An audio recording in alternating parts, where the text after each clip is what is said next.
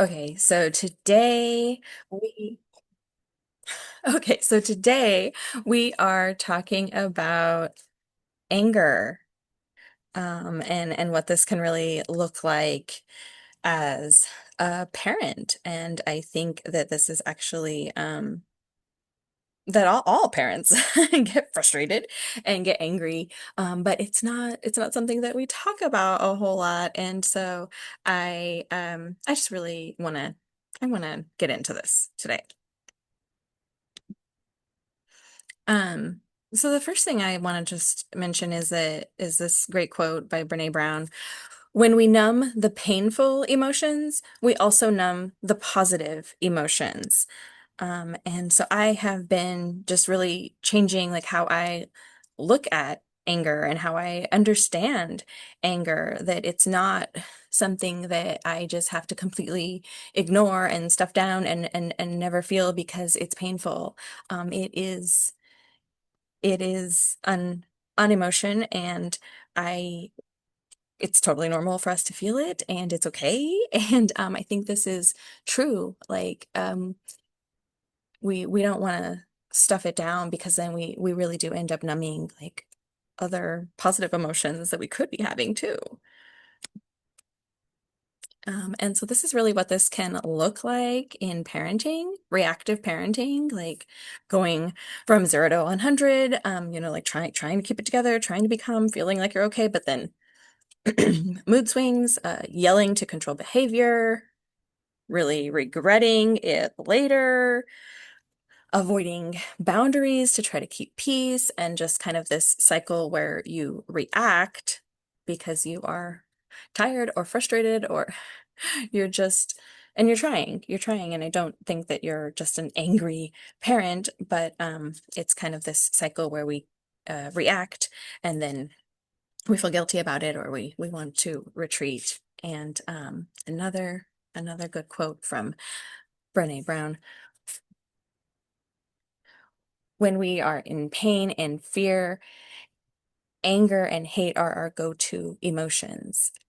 And so I think it can be really, really helpful to try to understand what is under that anger, because it really is usually this, like it's pain or it's fear. It's not just anger. So trying to understand it more. This is a book that I highly, highly recommend. I love this book, Listen, by Patty Whiffler.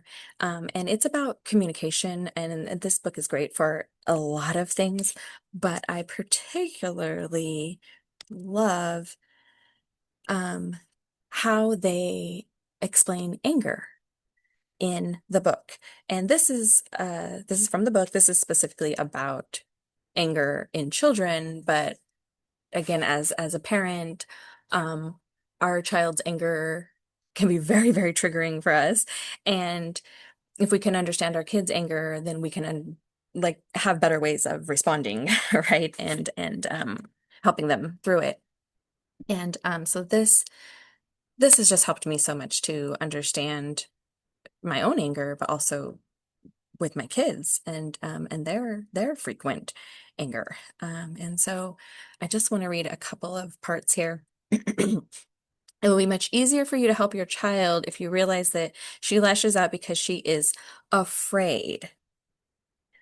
And it's taken me a while to, really fully understand this. But when my when my youngest, who particularly has a lot of trouble with anger and just frequent, outbursts and anger and violence. If I can, on the surface, when she gets angry, my initial, like, I want to puff up, like, oh, you want to go, you want to fight, just because it's like your natural reaction if you're being yelled at or if you're being threatened. But I am able to look at it now like, okay, no, she's actually afraid. She's actually scared. So, like, what does she really need, or what is really upsetting her? And it's just helped me so much to be able to like respond to her and to help her. And then in doing that, I've been able to understand my own anger a lot better as well. So this has just been a huge light bulb for me in understanding anger. And then this is also from the book Listen. And again, the whole book is fabulous. But I really do like the like I said, the ways they explain anger and like this here, how anger is a sign that a big wad of grief and fear is encased in a hard outer shell. So again, it's not just anger. It's what that anger is covering up. Is it grief? Is it fear? And this most important part of it, I think here where I put the big arrow is, and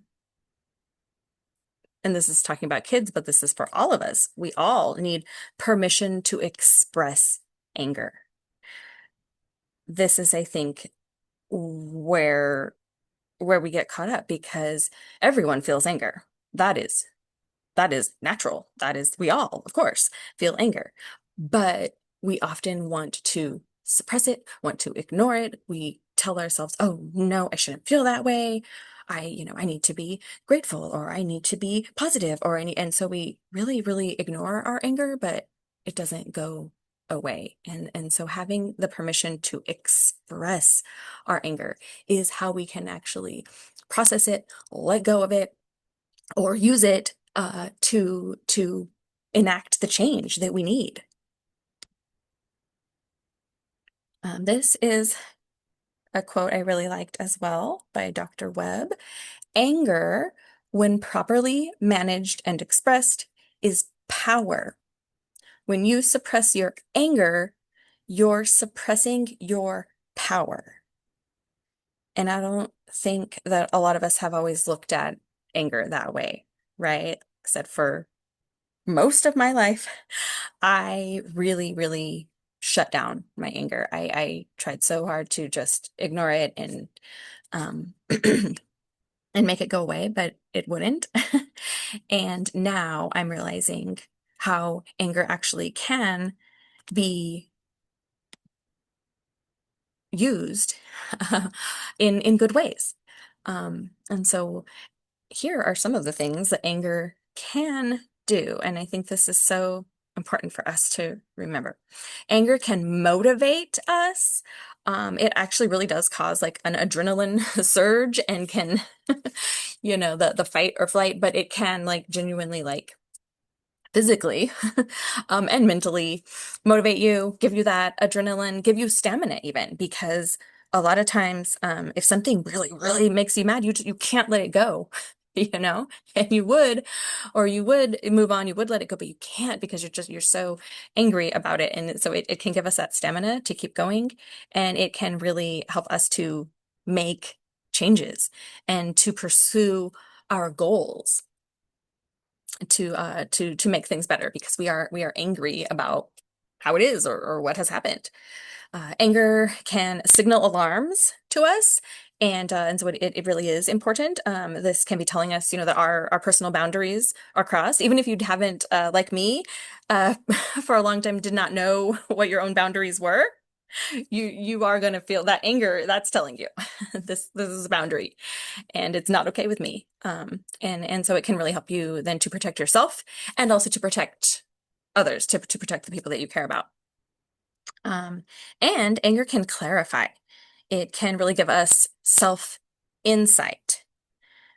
Because again, like why is this bothering you so much? Why can't you let it go? Why is this so important to you that you're, feeling truly so angry?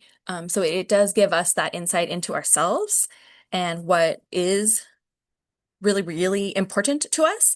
And then also, yeah, from that we can find our personal power.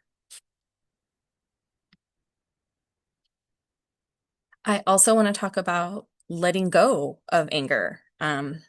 Because sometimes, again, our anger is for sometimes a fear of what may happen, but it can also be grief over what has happened before, and we can't always change it or fix it or use our grief and anger.